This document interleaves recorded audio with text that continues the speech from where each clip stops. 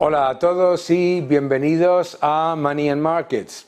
En este programa vamos a hablar de gasto político, de un enorme problema de deuda de la economía española, y vamos a hablar de inversión. Vamos a hablar también, por supuesto, de todo lo que tiene que ver con la inversión por fundamentales, inversión en valor. Pero me gustaría ahondar sobre un tema que, por supuesto, les preocupa muchísimo a todos ustedes y me preocupa mucho a mí como ciudadano español, que es la ley de amnistía. La ley de amnistía que se ha publicado es una auténtica aberración, y es una aberración no solamente jurídica, sino económica. Lo primero que debemos entender es que esta ley de amnistía parte de una falacia, parte de la falacia de un conflicto que requiere de un cambio de régimen. De hecho, se equipara a la ley de amnistía de 1977 como si fuese lo mismo, como si la ley del año 77, que amnistiaba a las personas que habían sido encarceladas por defender unas ideas, fuese lo mismo que amnistiar a personas que han llevado a cabo actos de terrorismo, que han llevado a cabo actos de malversación de fondos públicos y que están procesados por malversación agravada. Estamos en un entorno en el que los delincuentes son premiados y los contribuyentes son atacados. Y no solamente tenemos que estar preocupados desde el punto de vista jurídico, sino del económico, porque se está haciendo algo profundamente regresivo, que es premiar constantemente a los más endeudados y a los que incumplen sus compromisos, generando una transferencia de riqueza de las comunidades más pobres y de las cumplidoras a las más ricas y que se endeudan para aumentar masivamente su gasto político. Hoy en el programa vamos a comentar cómo en Cataluña hay más de 500 entes clientelares que se dedican a absorber recursos de la comunidad autónoma, que además tiene una de las presiones fiscales más altas de toda España. Pero es que tenemos que entender que se están generando enormes y peligrosos incentivos perversos y que todo esto no es gratuito. La narrativa gubernamental es que la ley de amnistía sirve para la convivencia y va a permitir un gobierno de progreso que va a subir las pensiones, aumentar el salario mínimo y mejorar las condiciones de los españoles. Sin embargo, es completo y absolutamente falso.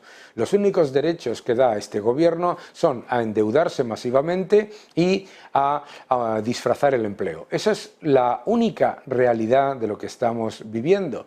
La otra es que te dicen que te dan unos derechos y con la subida del salario mínimo lo que hacen literalmente es subiros a todos, y a mí también, los impuestos al trabajo, porque suben las bases mínimas de cotización y por lo tanto nos disparan los impuestos al trabajo y cobramos menos en neto. Que cuando te dicen que suben las pensiones un 8% o con el IPC, en realidad lo que hacen es endeudar las pensiones. ¿Por qué? Han multiplicado por 3 la deuda de la Seguridad Social, haciéndola mucho más insostenible. Y más insostenible todavía se hace la Seguridad Social cuando se rompe la caja única y se le entrega la administración de los ingresos de la Seguridad Social a la comunidad del País Vasco, que además va a continuar recibiendo la financiación del resto del Estado. Y esto es clave. La ley de amnistía y los acuerdos a los que ha llegado el Partido Socialista con los separatistas y los radicales, todos esos acuerdos incluyen dos elementos. Uno, la generación del incentivo perverso, es decir, por un lado, pasar masivamente recursos del resto de las comunidades, particularmente las más pobres, a las más ricas y endeudadas, y a la vez hacer una independencia de facto que está 100% garantizada por los pasivos y por los ingresos del Estado nacional. Es decir, independencia dependiente. Esto es una maravilla. Esto es una maravilla porque lo que nos da es la oportunidad para generar un aumento todavía mayor del gasto clientelar.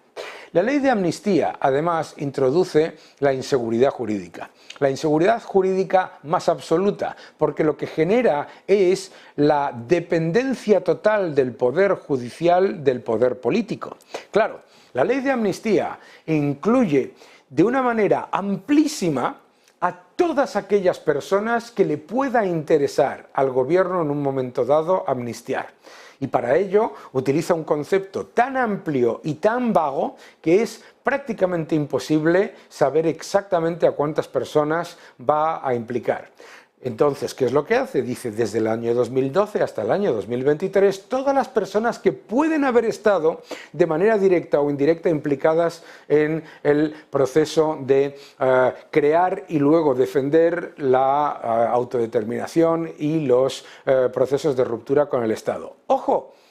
Y la devolución del dinero a los que han malversado caudal público. Es que esto es muy importante, porque la ley de amnistía no es sobre las ideas. En España, cualquier persona puede defender sus ideas si quiere la independencia de su región sin el más mínimo problema. De hecho, están en el poder, tanto en el País Vasco como en Cataluña, como en algunas otras comunidades lo han estado. Esto es muy importante entenderlo. En España no se persigue a nadie por sus ideas. De hecho, se les permite, sin el más mínimo problema, llevar a cabo su actividad y defender sus ideas con toda la libertad. Es que hay una gran diferencia entre defender las ideas y malversar caudal público, destruir propiedad del Estado y poner en peligro la vida y la actividad de los ciudadanos llevando a cabo actividades terroristas. Al incluir a personas que han llevado a cabo actividades de terrorismo y de destrucción del mobiliario público junto con personas que han llevado a cabo malversación de caudal público, ni siquiera para defender su aparente causa nacional, sino para su enriquecimiento privado, como cierta familia bien conocida por la burguesía catalana, todo esto es una aberración que lleva a la inseguridad jurídica y que lo que dice es que en España no hay separación de poderes. La ley está hecha para pasar por alto cualquier cosa que pueda hacer el Tribunal Supremo e intentar esquivar cualquier nivel de intervención o de recurso por parte del Poder Judicial. La ley está hecha literalmente para que el poder político haga lo que desee, cuando desee y como desee, por encima de cualquier consideración de nivel económico democrático o, desde luego, lo que han votado los ciudadanos, porque ningún ciudadano ha votado por esta solución. De hecho, hasta 2 días antes de las elecciones se presentaban como los que jamás aceptarían algo como esto. Lo que está ocurriendo, literalmente, es la demolición del Estado de Derecho. Y la ley de amnistía no es un paso hacia la convivencia, es un paso hacia la autocracia y la inseguridad jurídica. Bienvenidos a Money and Markets.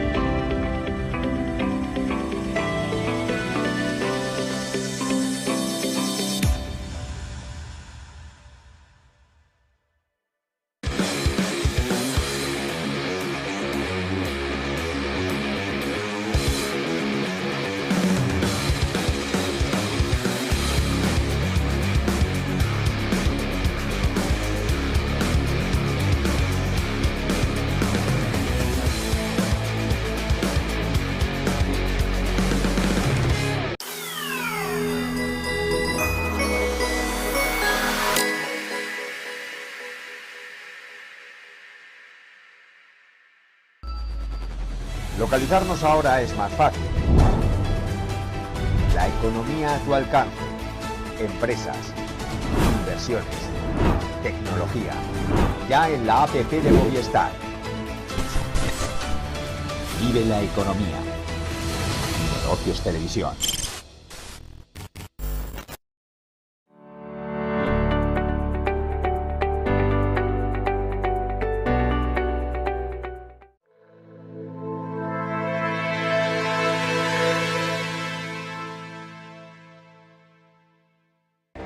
Bienvenidos de nuevo a Money and Markets y yo tengo ese placer increíble y el lujo de poder charlar con grandísimos economistas, y uno de los grandes economistas de España es José Ramón Riera. ¿Cómo estás? Muy buenas, Daniel. Encantado de estar aquí contigo. Para mí, la palabra gran, yo me quedo con economista. Economista y empresario. Sí, esto es importante. Empresario, es importante. Profesor de estudiantes de Estados Unidos aquí en España. Bueno, la verdad es que mezclo todo un poquito, porque yo creo que es más divertido en la vida poder hacer de todo un poco. Y además yo creo que tener la experiencia de crear empresas y de gestionar empresas es un gran acicate a la hora de analizar la economía, que es algo que le falta mucho a nuestros políticos, ¿verdad? Hombre, yo creo que el problema, precisamente, la mayoría de nuestros grandes políticos es que nunca han pasado por la vida real. Es decir, enfrentarse a tomar decisiones todos los días, saber que si te equivocas le puede costar puestos de trabajo a tus empleados. Si lo haces bien, puedes hacer crecer tus empresas. La verdad es que es muy bonito, es decir, para un empresario es, digamos, que la parte más agradable, pero también la de no dormir alguna noche, es decir, saber que, madre mía, ¿cómo lo voy a hacer para pagar las nóminas este mes porque me deben una serie de personas dinero? Digamos que ese conjunto, cuando te enfrentas a la economía real, te facilita mucho. Es decir, sobre todo la interpretación de los números y el análisis numérico, que yo creo que ese es uno de los grandes problemas que tiene la mayoría de las veces nuestra economía, que es que hablamos en general de la economía, va bien, regular, mal, pero no le presentamos muchas veces a nuestros alrededor los datos. Claro. Y has visto que lo que me he especializado es en que si no hay dato, puede haber relato, o sea, puede haber crítica, puede haber confrontación, pero cuando hay un dato, la cosa se hace mucho más sencilla porque te permite racionalizar las explicaciones, que es lo mismo que utilizar la cuenta de pérdidas y ganancias y el balance, exactamente lo mismo. Si tú tienes bien organizada tu compañía, tienes tu cuadro de mandos, sabes cómo, cuando tienes problemas, anticiparte a los mismos. Y si haces lo mismo en la economía, montas tu cuadro de mandos, sabes cuándo las cosas van bien o cuándo las cosas no van tan bien. Y vamos entonces a lo importante. La economía española, tú la analizas constantemente con estos datos. ¿Cuáles son para ti aquellos datos que más te preocupan o que más, si ves algo positivo, pero para analizar cómo está realmente la economía? Porque yo creo que recibimos todos los días ese input por parte del gobierno diciendo que todo va fenomenal, ¿no?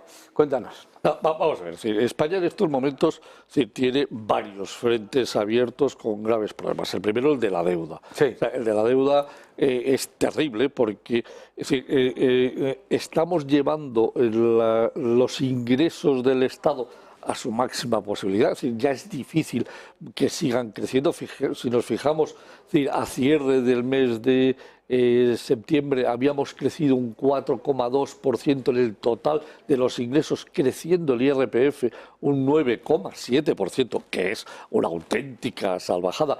Y por otro lado, creciendo las cotizaciones sociales otro 9,9%, y resulta que tú ves los datos que publicó hace unos días, el día 7 de noviembre, el Tesoro con respecto a la deuda de la Administración Central del Estado, y es que estamos en 88.000 millones de euros en lo que va en los últimos 12 meses de incremento de deuda. Pero vamos a ver, ¿cómo es posible que incrementemos la deuda de la Administración Central del Estado cuando se están recaudando cifras que siguen siendo históricas? Históricas, completamente. Históricas, es que con difícil posibilidad de seguirlas creciendo. Claro, esa es la clave, porque claro, tú has dicho algo que me parece esencial, ¿no? Es decir, el gobierno ha empujado al máximo todo lo que tiene que ver con la recaudación es subiendo impuestos. Sube la recaudación del IRPF un 9%, cuando los salarios no han subido un 9% y cuando las horas trabajadas tampoco han subido un 9%. Es decir, nos han crujido a todos a impuestos. Después de crujirte masivamente a impuestos, resulta que con recaudación récord, el aumento de la deuda es mucho más rápido de lo que se ha visto en años, 88.000 millones en los últimos 12 meses. Pero ¿cuánto ha aumentado la deuda en los últimos 5 años? En los últimos 5 años estamos ya a punto de superar los 400.000 millones de euros. Exacto.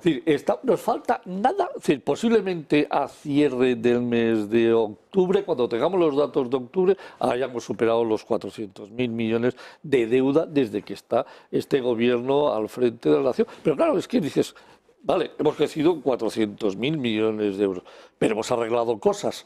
No, es que lo que hemos hecho ha sido hacer crecer la economía un 4,3% en 5 años. Sí. Es decir, 4,3% en 5 años. Los impuestos han crecido, es decir, una auténtica barbaridad. Los gastos se han vuelto locos, de tal manera, ¿te acuerdas cuando hablamos en una reunión que teníamos? Con un euro, para hacer crecer un euro de riqueza, necesitamos gastarnos 3 euros en gasto público y endeudarnos en 6. Es decir, vamos a ver, esto es que es imposible. Si tú cogete Irlanda, Irlanda ha crecido un 54%, es decir, el PIB en los últimos 5 años, los impuestos han crecido un 50%, claro, el PIB creció un 54%, los impuestos van ligados al crecimiento económico, claro. Y la deuda ha crecido muy poquito. Para generar un euro de riqueza, Irlanda necesita gasto público 0,2 euros, deuda 0,2 euros. Claro, son unas máquinas de hacer crecer el Producto Interior Bruto per cápita. El Producto Interior Bruto per cápita ha crecido en 5 años 24.100 euros. Nuestro PIB per cápita son 24.500. Claro, de hecho ha bajado en términos reales. Ajustados por renta. Y tú fíjate que ellos crecen 24.100, es decir, lo mismo que nuestra renta. A mí esto me parece súper interesante porque en la narrativa, cuando se dicen estas cosas, ha aumentado la deuda, etcétera, siempre te dicen, bueno, pero es que claro, eso se ha utilizado para salvar a las empresas, se ha utilizado para los autónomos, se ha utilizado para la sanidad y la educación, y le ha pasado a todo el mundo. Pero es que no le ha pasado a todo el mundo. De hecho, la media de la Unión Europea y la media de la eurozona, el aumento de deuda es muy inferior, no llega a 3 puntos, mientras que el nuestro es de más de 14 puntos. Y esa ecuación que tú has dicho, por cada euro de crecimiento, 6 euros de deuda pública, todos los que nos están viendo tienen que saber que eso significa más impuestos, más inflación, menos crecimiento y menos empleo en el futuro siempre. No existe la idea mágica de que esa deuda va a desaparecer mágicamente. Eso es una losa al crecimiento absoluta, ¿verdad? Fíjate, la Unión Europea, todo el conjunto de los 27 países, para generar un euro de riqueza se gasta, que es demasiado, 2 euros, nosotros 3. 2 euros de deuda. De gasto público. 2 euros y 3 de deuda, nosotros 6, es decir, lo que tú estabas diciendo, el incremento que nosotros hemos generado de deuda en este país, es decir, no tiene nada que ver con el incremento de deuda que se genera en Europa. Fíjate que para un euro de riqueza en Europa necesitan 3, nosotros 6, para nosotros 3 euros de gasto, ellos 2, es decir, estando mal Europa, Sí, claramente. Europa, porque si esto lo analizas comparado con Estados Unidos, para generar un euro de riqueza en Estados Unidos necesitan 0,4 euros de gasto público y es cierto, 1,5 euros de incremento de deuda. Se critica mucho a Estados Unidos y una barbaridad, y es más, ojo que tienen problemas, que es serio, que tienen 33 millones de dólares de deuda, pero comparativamente con lo que estamos haciendo en Europa, y no te quiero contar con lo que estamos haciendo en España, es que es otro concepto, es otro nivel. Nosotros tenemos, este gobierno se lo está llevando absolutamente todo por delante. Claro. Fíjate lo que sería haber utilizado 400.000 millones de deuda para invertir, es decir, para generar riqueza.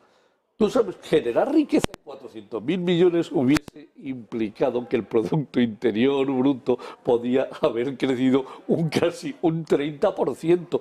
Incrementar el Producto Interior Bruto un 30% sería colocarnos al nivel de Irlanda. Claro. Pero no, aquí es que el gasto es político, no es un gasto para generar educación, para generar sanidad, para mejorar la sanidad, para mejorar los servicios públicos, para tener un mejor ejército, para tener una mejor policía. No.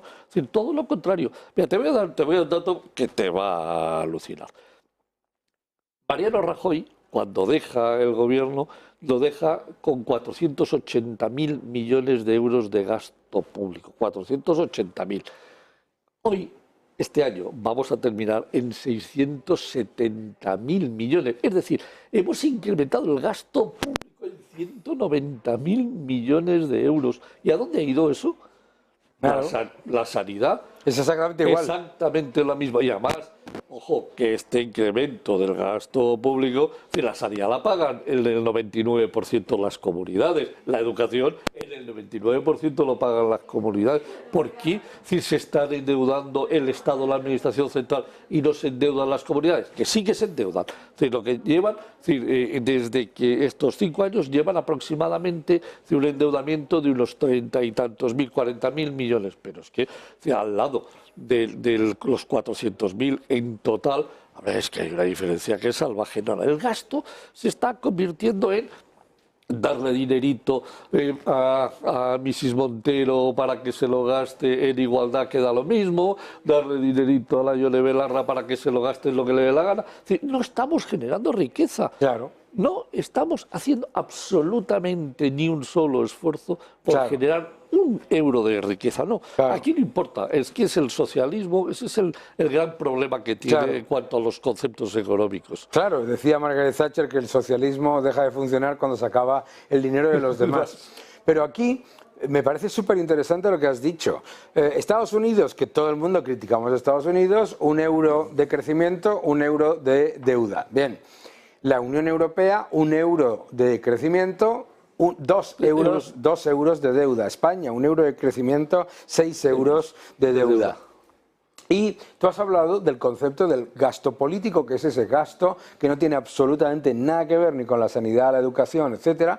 ¿En cuánto ha aumentado, porque tú lo has hecho el cálculo, por eso te lo digo, en cuánto ha aumentado el gasto político en los últimos 5 años con el gobierno de Sánchez? Mira, cuando Rajoy dejó el gobierno, de los 480.000, no olvidemos una cosa, y esto sé que va a molestar a mucha gente, porque a Mariano Rajoy se le critican muchísimas cosas, pero fue el único presidente de la historia de la democracia española que recibió la administración pública con 490.000 millones y la dejó 6 años después con menos gasto público, con 480.000 millones. Se le acusa de miles de cosas y casi todas falsas. Son los rumores tirados al mercado. Con 480.000, España tenía aproximadamente 70.000 millones de gasto político. Es decir, hoy, la economía del bienestar que está aproximadamente en 480.000, llévatela hasta 670.000. ¿Qué quiere decir? Que hemos pasado de 70.000 a casi 170.000 millones de euros de gasto político. De gasto inútil, que no produce ningún tipo. Gasto completamente inútil. Inútil. Gasto completamente inútil. Yo creo que esa es la clave, que la gente entienda que lo que están despilfarrando es gasto inútil. Es que miras los presupuestos y te llevas las manos a la cabeza. Por ejemplo, asuntos económicos, 4.500 millones. Agenda 2030, 4.000 millones. La transición ecológica, 10.000 millones.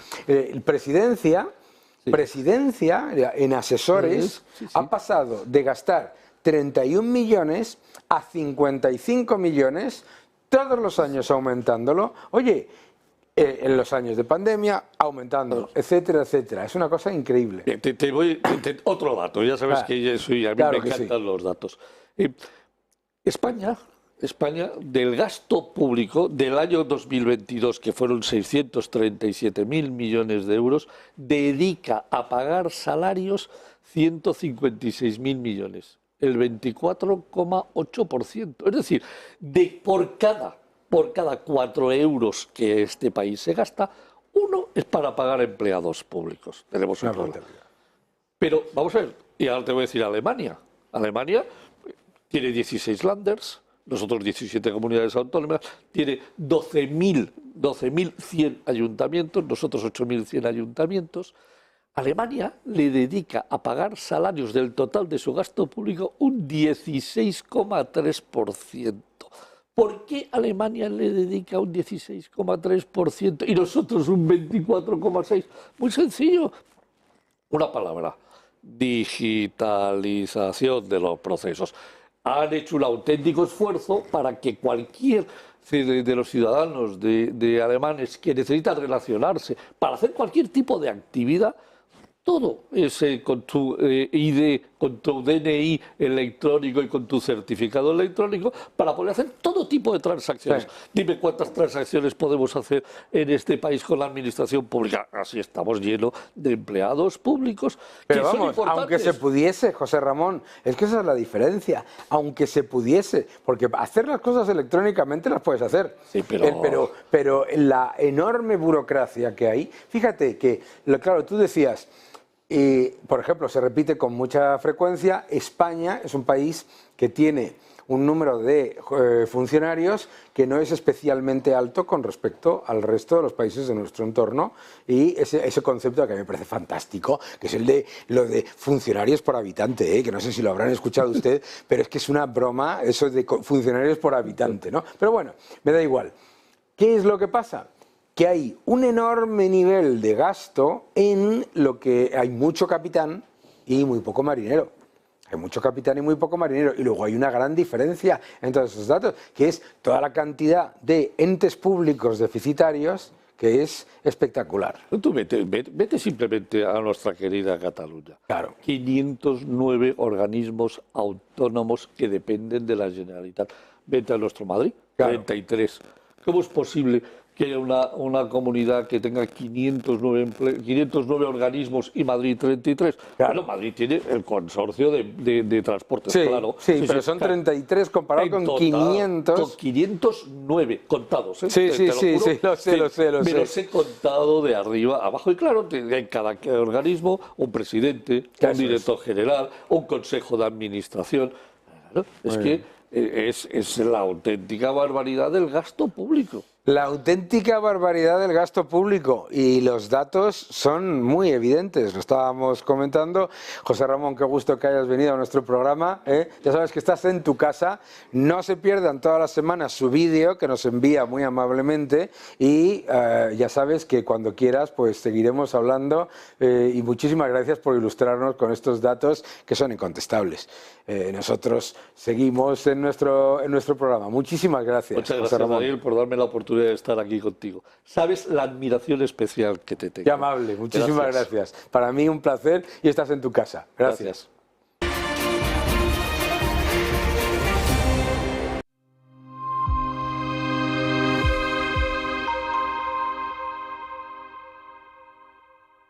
No hay mayor suerte que la de tenernos. 22 de diciembre, sorteo de Lotería de Navidad, el sorteo que nos une.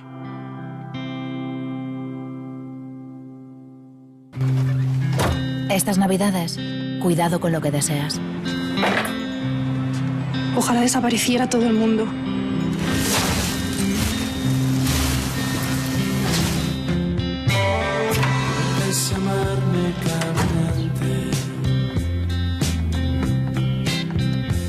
Descubre toda la historia en lasuertedetenernos.es. Lotería de Navidad, el sorteo que nos une. Creemos que la sociedad actual necesita más arte y más color. Le da a la gente la oportunidad de asimilar diferentes perspectivas. Es realmente un placer pintar este cuadro, porque es una hermosa imagen para comenzar. Lo último que pintaremos es el auricular en vez del pendiente. Using a classic and merging it with modern. This is very provoking.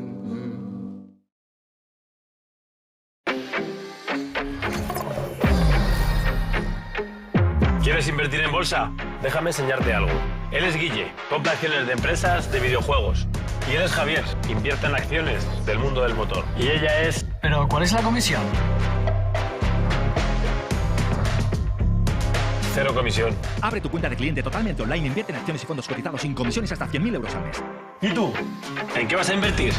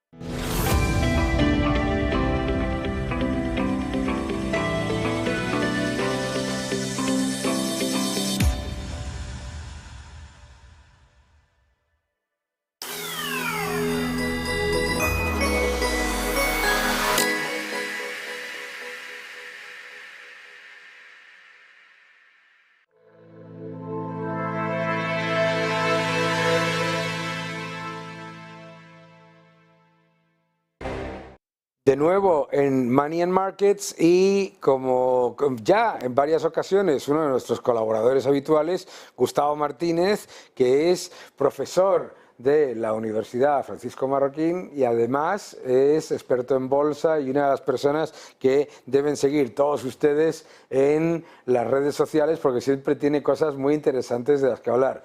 Gustavo, ¿cómo estás? Pues muy bien, yo creo que no me merezco tanto, sobre todo de alguien de tu posición, pero bueno, encantado. Es un gustazo. A mí me gustaría en esta charla aquí, que nos hemos plantado de sofá, sentarnos un poco y explicarles a la gente cómo deben invertir o cómo es la inversión, este concepto que es muy abierto, ¿no?, y muy repetido de la inversión value, la inversión por valor, ¿no? Y cómo pueden invertir de esa manera y qué es lo que deben evitar también, ¿no? Me gustaría que entrases en ello un poquito. Pues Daniel, agradezco mucho que hables de esto porque yo creo que la verdadera inversión se basa en este método, ¿no? Ya sabes que sobre todo en las redes sociales pues hay muchos estilos de inversión, yo creo que algunos son muy respetables, otros tienen más relación con procurar vender la moto, ¿no? Pero bueno, yo creo que el value investing es aquello que es intrínsecamente natural al ser humano, porque no es otra cosa que comprar barato, ¿no? Aunque pueda sonar así muy de andar por casa, eso es el value investing, básicamente, para que todo el mundo lo entienda, es comprar barato. Y es lo que hacen, pues por ejemplo, cuando una persona va al supermercado y ve un producto con respecto a otro y lo ve más barato, etcétera, etcétera. Dicho un poco más técnico, el value investing sería, bueno, pues fijarse en una empresa que coyunturalmente está cotizando por debajo de su valor intrínseco, es decir, que el precio está desviado con respecto a lo que pueden justificar sus fundamentales. Y eso pasa cuando alguna empresa pues está pasando por algún problema que normalmente suele ser coyuntural, porque si no estaríamos ante una trampa de valor, ¿no? Eso es importante. Un bull trap, ¿no? Eso es importante. Perdona que hagamos una pequeña parada aquí, explicar a la gente qué es una trampa de valor. Ojo, ¿por qué? Porque no es lo mismo que haya una empresa que cotice con valoraciones por debajo de su valor intrínseco por algo coyuntural o que esté en un proceso de alcanzar su valor intrínseco porque están mejorando sus resultados y sus márgenes, etcétera, a una empresa que cotiza a múltiplos bajos porque lo merece, porque destruye valor, que no es lo mismo, no es lo mismo. ¿Y cómo identificamos una con respecto a otra? Porque claro, una de las cosas que suele pasar para muchos de los inversores que nos están viendo, que son inversores minoritarios, es que tienden a equivocarse los inversores minoritarios y a confundir la inversión en valor con cerrar los ojos y rezar, esperar que suba, comprar algo, cerrar los ojos, por favor, que esto suba, y se tiende precisamente a caer en esas trampas de valor. ¿Cómo las identificamos? Pues esto que dices es muy importante, ¿no, Daniel? Porque que algo esté cayendo no significa que esté barato. Eso es. Que algo esté cayendo puede ser que siga estando caro y hasta que no valga cero, pues puede ser que siga estando caro porque precisamente estamos en una trampa de valor o a lo mejor es una empresa que sus pasivos valen más que sus activos y hace default, ¿no? O termina haciendo default, como hemos visto en numerosos casos en los mercados. Lo que hay que hacer es conocer bien lo que se está comprando, ¿no? Saber valorar una compañía no es fácil, requiere mínimo... Bueno, pues el mainstream te dice que mínimo son 100 horas. Yo particularmente he dedicado muchas más horas a las empresas que valoro. Yo creo que valorar una empresa tiene que ver mucho con el trabajo, mucho el esfuerzo y algo de talento también, ¿no? Claro. Y nada, y es el trabajo que tienes que hacer es pues el trabajo que haría cualquier cirujano forense, ¿no? Es un trabajo de detective privado en el que tienes que ir diseccionando la compañía, ¿no? Viendo las cuentas anuales, viendo los balances, el estado de flujos de caja, conociendo bien el management, quién dirige la compañía, cómo paga sus proveedores, cómo paga a sus empleados, cuál es la competencia que tiene esa compañía, si esa empresa tiene ventaja competitiva o no. O sea, al final es un trabajo que requiere muchas horas para que tú al final puedas llegar a diversos escenarios, ¿no? Porque al final la inversión, Daniel, es un juego de probabilidades, claro, en el cual que tienes que descontar distintos escenarios y asignar esas probabilidades que tú crees a distintos precios objetivos, ¿no? Y luego, pues, te puedes equivocar. Esa es la clave. Eso también es cierto. Claro, esa es la clave también. Todo el mundo se equivoca, ¿verdad? Y uno de los errores que comete mucha gente que se pone en contacto con nosotros y nos habla de inversión a largo plazo es el pensar que cuando te equivocas, lo único que tienes que hacer es aguantar y esperar a que se recupere el valor. Claro, hay valores... Todos los conocemos, no se lo tenemos que decir a nadie, menos en España, que no se recuperan en décadas, ¿no? Y es también entender que los grandes inversores del estilo value, del estilo por valor, también cuando se equivocan, lo primero que hacen es vender e ir a otra cosa. Y a lo mejor venden y pierden un porcentaje mínimo, pero lo importante ahí es no perder tu capacidad de continuar buscando buenas oportunidades porque te quedas con las cosas que realmente no necesitas, ¿no? Sí, Daniel, es que tú estás definiendo una cosa que es importantísima y es que tienes que aislar el componente emocional, ¿no? Sí. O sea, tú al final eres un analista que tienes tus Excels, tienes tu visión de mercado, tienes tus noticias macroeconómicas y si te has equivocado lo que has hecho es comprar caro. Cuanto antes cierres una posición en la que has comprado caro, menos dinero vas a perder a futuro. Sobre todo claro, porque tu valoración no es correcta, ¿no? Claro, porque eso puede pasar, ¿no? O sea, que tú piensas que has comprado barato, eso no pasa a todos. Sí. Eso te puede pasar comprando ropa, comprando cualquier cosa. Piensas que has comprado barato y resulta que a veces lo barato sale caro, ¿no? Porque claro, uno de los grandes errores, no de los grandes errores, uno de los grandes factores negativos que tienen estas trampas de valor es que cuando los mercados suben, no suben tanto como el mercado y cuando los mercados bajan, bajan tanto o más que el mercado, porque normalmente pues a lo mejor nos ponemos muy positivos por una valoración de los activos, pero no nos estamos dando cuenta de lo que está pasando en el balance, ¿no? Sí. Y todo va incorporado, ¿no? Sí, al final, Daniel, la clave para poder invertir con éxito es tratar de comprar aquello que más barato está, bueno, más, digamos que tiene un precio más bajo con respecto a su valor intrínseco, ¿no? Y esto es lo que se denomina el safety margin o el margen de seguridad, ¿no? Cuanto más bajo sea el precio con respecto a lo que pueden justificar sus fundamentales, más margen de seguridad tienes, pero tienes que añadir un componente de error, porque claro, sobre todo en aquellas empresas que puedes comprar con cierto apalancamiento, que están endeudadas, que luego los potenciales beneficios son mayores y te sale bien la postura, ¿no? Pero puede ser que en una probabilidad pequeña te estés equivocando y como están apalancadas, pues tienes un problema, ¿no? Pero sobre todo hay que evitar las empresas que tienen deuda o que esa deuda no está bien controlada por el management, ¿no? Entonces, si tú estás comprando compañías que tienen deuda, pero la tienen a un tipo de interés fijo, la empresa tiene cierta caja para soportar un refinanciamiento que no sea del todo agradable para la compañía, o pueden refinanciar a tipos de interés que son cómodos para la compañía, pues entonces la deuda puede ser como, pues ese apalancamiento puede ser sano, ¿no? Para la empresa, pero sobre todo eso. Y luego hay una cosa a mí que me gusta mucho, Daniel, y es que te fijes mucho en el management, si ellos, o sea, el famoso skin in the game, ¿no? Claro. Si el accionista es dueño de su empresa. Eso es importantísimo, que el que gestiona la empresa sea a la vez dueño de esa compañía. Bueno, pues el típico empresario que vive para su compañía y que trabaja 16, 17 horas y que es una persona que bueno, pues que dedica, hipoteca su vida en eso, ¿no? Y que, perdona que lo diga, pero está mal que lo diga, pero pasa del fútbol, pasa de los hijos, pasa de la familia, empresa, pues eso es el empresario verdadero, ¿no? Claro. El que se estigmatiza en esta sociedad en la que vivimos. Lástima que sea así, ¿no?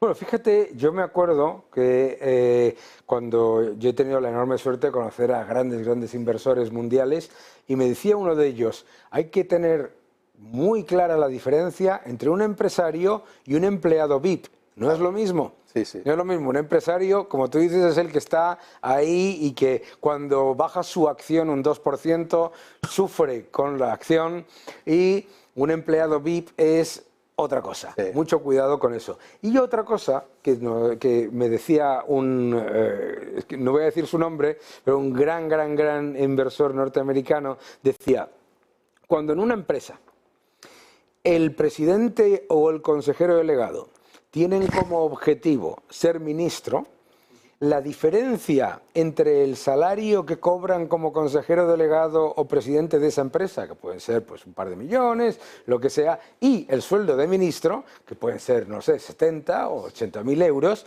la pagas tú como inversor. Sí, es una gran frase. Y es una gran frase. ¿Por qué? Porque lo que te está diciendo es, ojo, que no tiene identidad de objetivos el equipo directivo contigo como inversor. Tiene otros objetivos que pueden ser caerle bien al gobierno, a mí siempre me ha parecido fascinante de cuando yo vivía en Estados Unidos, escuchar una presentación de resultados de una empresa y escuchar al presidente de la empresa decir, mientras esté esta administración en el gobierno, yo en este país no invierto. Dices, este señor no está pendiente de si va a salir en la portada del periódico A o del periódico B, o si le va a llamar el ministro A o el ministro B. Y eso yo creo que es clave, esa identidad de objetivos entre el equipo directivo y los accionistas. ¿Tú crees en ese sentido que merece la pena invertir más en empresas en las que hay recompra de acciones o dividendos, o las dos?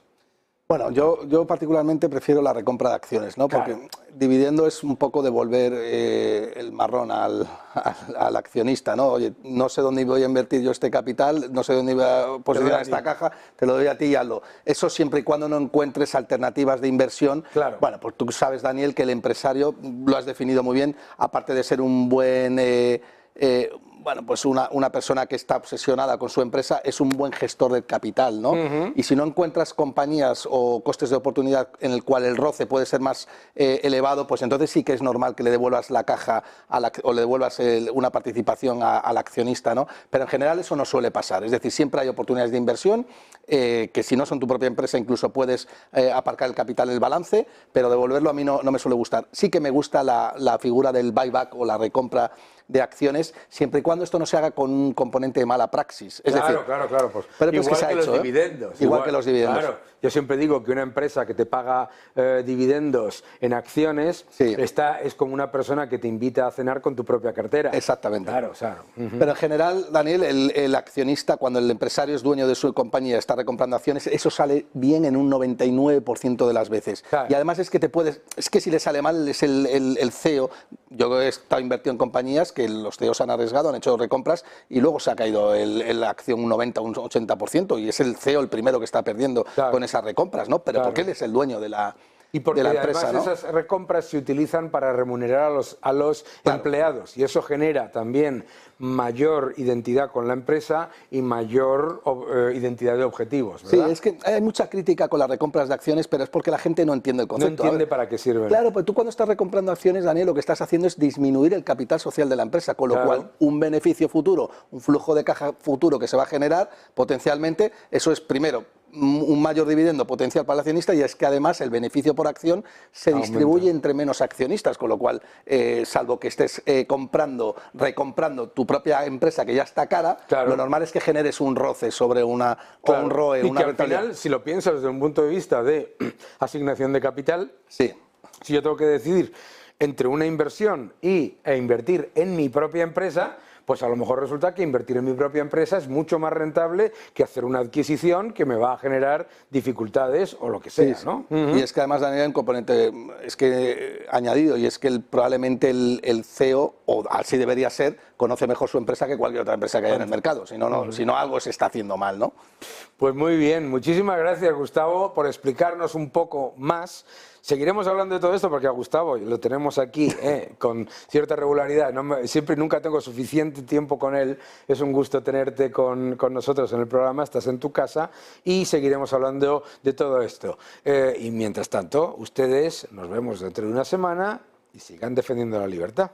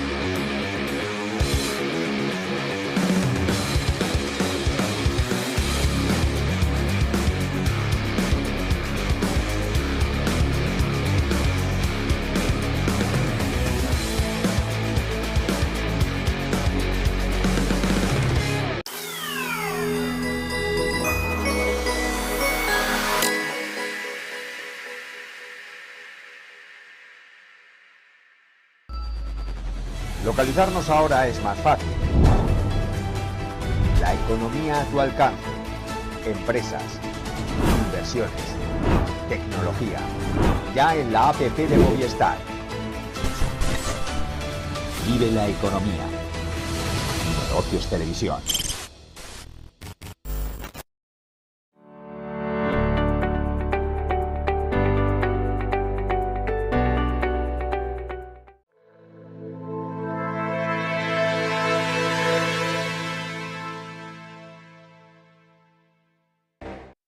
Seguimos en Money and Markets y vamos a hablar de las consecuencias de poner en peligro la seguridad jurídica. Muchos de ustedes habrán escuchado que en España no pasa nada y que la deuda pública se está refinanciando bien, que la prima de riesgo es baja, etc. Sin embargo, la realidad es muy distinta. Esta es la realidad de la deuda pública española. El diferencial entre España y Alemania y el de Portugal históricamente se movían al unísono.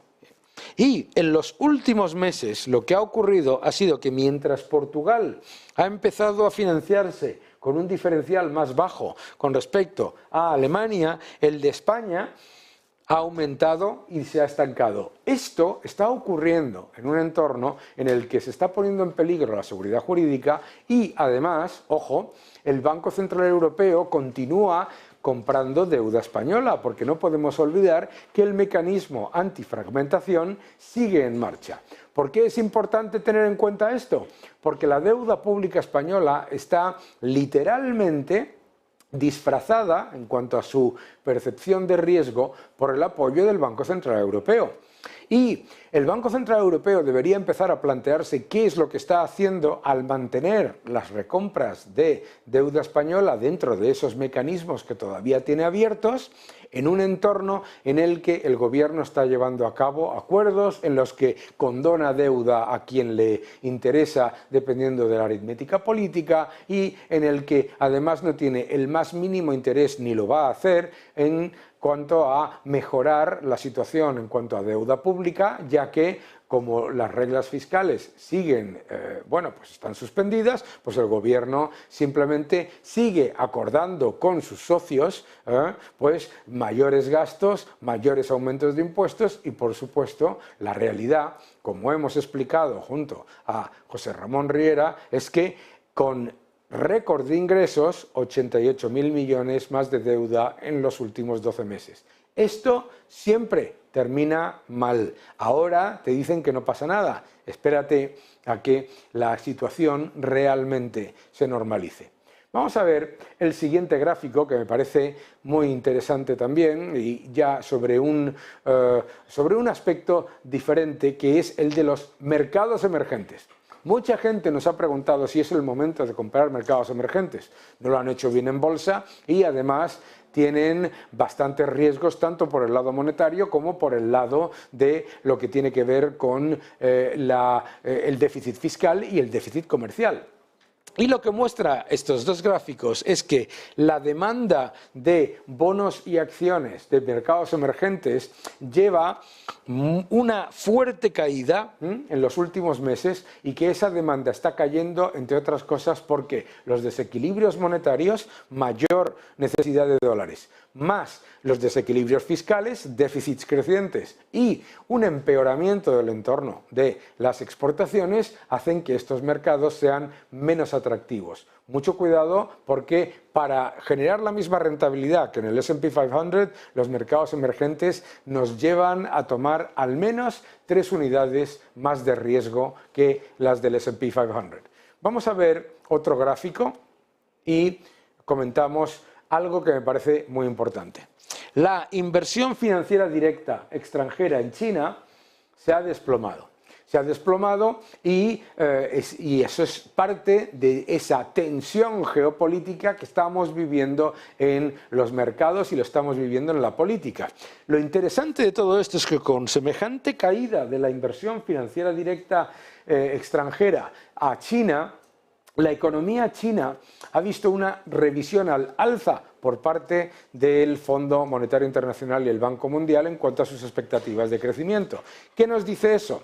Que China efectivamente está perdiendo actividad con el resto del mundo por la guerra comercial, tensiones geopolíticas, etcétera, pero que su economía es bastante más, ese concepto resiliente, me gusta decir sólida, que de lo que muchos se esperaban. Por lo tanto, China, ojo, que no lo está haciendo tan mal en términos macro. Otra cosa diferente es la bolsa. La bolsa, por supuesto, refleja el incremento del coste de capital y los riesgos en los beneficios empresariales, entre otras cosas, por esto que estamos viendo. Vamos al último gráfico de nuestro programa, que es básicamente algo que llevamos comentando bastante tiempo, que es la importancia del dólar. Veréis, el dólar se ha ido fortaleciendo durante todo este periodo y se mantiene muy fuerte con respecto al euro y con respecto al yen fundamentalmente. El índice del dólar es el índice que refleja fundamentalmente la cotización del dólar con respecto al euro y con respecto al yen, pero esto es importante. El dólar sigue fuerte con respecto a las monedas más importantes, pero sigue todavía más fuerte con respecto a las monedas del resto del mundo, es decir, las de los mercados emergentes. Y lo que está ocurriendo es que los mercados emergentes son más dependientes del dólar, que el euro está perdiendo un porcentaje de utilización en los mercados y además, ojo, esto es una cosa muy importante, en los próximos 2 años viene la mayor refinanciación de deuda emitida en dólares de los mercados emergentes de los últimos 10 años, lo cual nos lleva inevitablemente a muchísima mayor demanda de dólares por parte de los mercados emergentes y claramente, si no solucionan sus desequilibrios fiscales y comerciales, a una depreciación de sus monedas con respecto al dólar, b, mayor coste de su endeudamiento en moneda sólida, en el dólar. Ojo que tanto hablar de desdolarización, lo que estamos viviendo es una deseurización, ya lo hemos comentado en este programa, y un mayor nivel de dolarización de la economía. Muchísimas gracias por seguirnos, gracias por ver este programa y nos vemos la semana que viene.